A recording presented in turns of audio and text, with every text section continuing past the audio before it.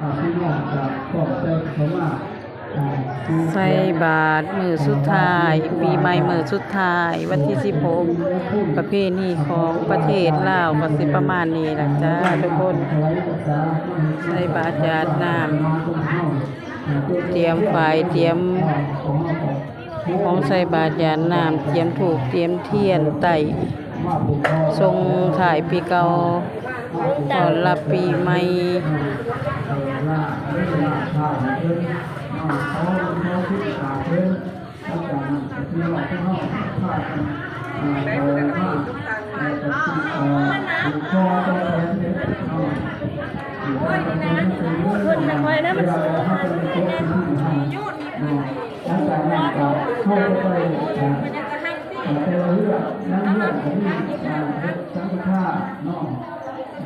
มีคนไปอะไร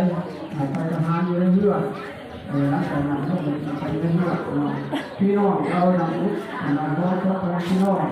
ที่ได้ชีวิตแล้วได้แล้วเนาะเอามาเป็นเรื่องการสร้าง